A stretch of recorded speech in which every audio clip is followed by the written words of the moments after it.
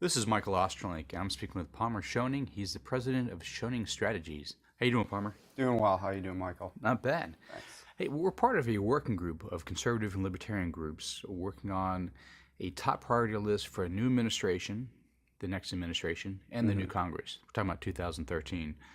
One of the issues that is of great interest to you and that you've been primarily focusing your time on for this working group is both JCT and CBO transparency. Correct. Why don't you break it up and talk to us about why JCT transparency is important and then jump into a CBO? Sure.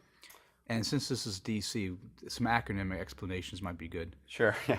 Well, the JCT is the Joint Committee on Taxation, and the CBO is the Congressional Budget Office, of course. And one issue that we've been focusing on through the Transparency Group, which you chair, and which is a great group, I might add, by the way, Michael. Thank you, Bob. Is the transparency of both the CBO and the JCT. So, imagine you're in class in third grade and your teacher just says, your math teacher says, you don't have to show your work anymore. Just tell me what answer you got. Well, that's basically what's happening at the JCT and the CBO. They come out with revenue estimates. The JCT comes out with estimates for tax policy specifically. The CBO on, any bill that will affect the deficit.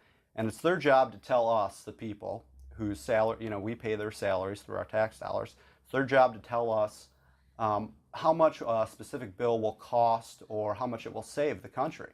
Now, you would think that with such an important job, the methodology would be out there in the open, transparent for any economist to look at and for the public just generally to be able to comment on.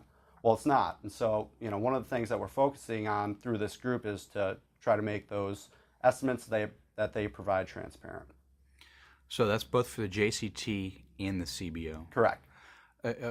We're now in 2012. We're obviously putting together this program for 2013. But are there presently bills that would do what you're encouraging us to look into and support? There's a very good bill on the House side for the CBO. It's H.R. 6136, I think, by Representative Murphy. And the bill it can be read by every member of Congress before they vote on it because it's about a page and a half. And it just says, CBO must disclose their methodology, the way that they come to how much this is going to cost our country. For example, when they scored the health care legislation, the Affordable Care Act, they scored it one way, and then in March they came out and provided some revised estimates. Well, we should have been able to see the first score, and I think that would have happened a lot faster if this information was more, I guess, open source, you could say. That's great. And on the JCT front, there's no legislation out there right now.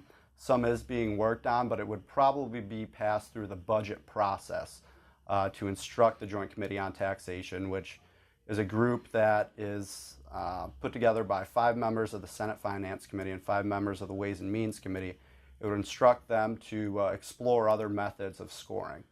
And we'll go ahead. Yeah.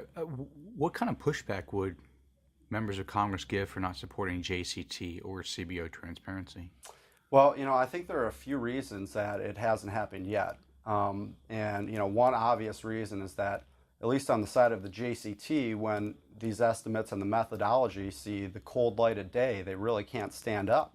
The system, in my opinion, and in the opinion of a lot of other people, is almost rigged towards big government because they don't incorporate what are called macroeconomic feedback effects.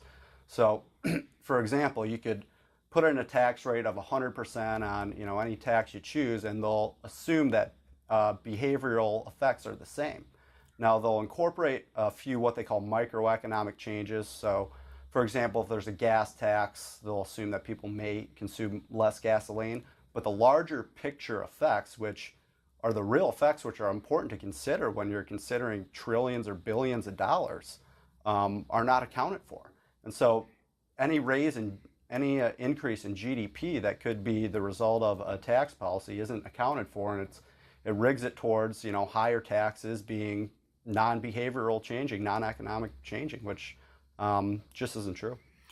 So we're pretty much looking at if these go into effect and citizens and consumer groups and economists can see what's really going on, JCT and CBO might change how they do things and do more reality-based budgeting, not budgeting, but reality-based tax policy and such. Yes. Is that the plan? Well, common sense isn't so common out here in D.C., but we'd hope that would be the end result of that, yes. Great. Thanks, Palmer. Thanks for having me, Michael. Sure.